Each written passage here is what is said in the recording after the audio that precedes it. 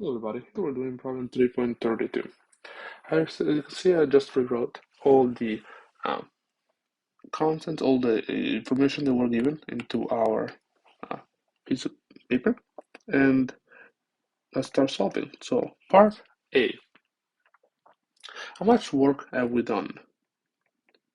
So we know it's non-quasi-static because our piston is pushed in very suddenly, so very quickly. So, in order to find our work, we just have to say force times displacement, which is equal to 2000 newtons times 1 times 10 to the power negative 3 meters, which is our force times delta x, or displacement. Okay, so this equals to 2 newtons meters, or 2 joules. Part B, what is our heat added? Well, there's no heat added, honestly. The the liter of air is at room temperature, and so we're assuming the box is containing is room temperature, the piston is room temperature, so there's really no exchange of heat between the inside and the outside. So we're just going to say that Q is equals to 0. Now part C. We'll ask for is the change in energy. Well, change in energy is equals to the heat added plus the work, which we know is equal to 0 plus 2 joules, so just simply 2 joules. How about part D? Okay, so we have to use our thermodynamic identity to calculate the change in entropy. So let's write down our thermodynamic identity. So du is equals to T ds minus P dV.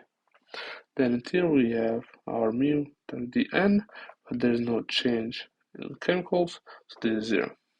So let me rewrite it in terms of ds. So ds is equals to du plus P dB divided by T. What is du? Du is our change in energy, so 2 joules.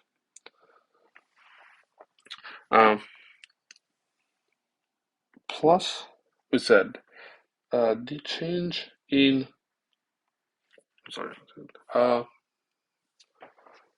change in volume, do it over here, is equals to area times delta x, or the displacement.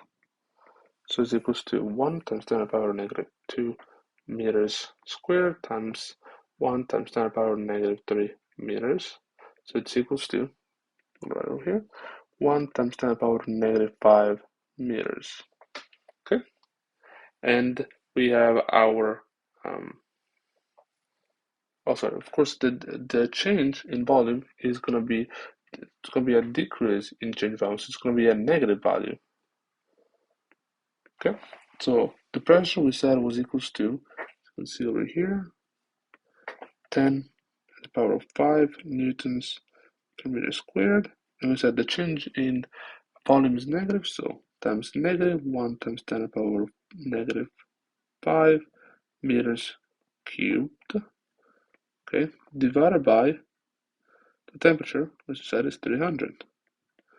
So again, it's the temperature doesn't change. So we have 2 joules, and then these 2 cancel out. So we're going to get minus 1 joule divided by 300 Kelvin. So we get 1 over 300 joules over Kelvin. As you can see, our unit of measurement works, so we're doing something correctly somehow. And then, that's our final answer. This is the solution to problem 3.32.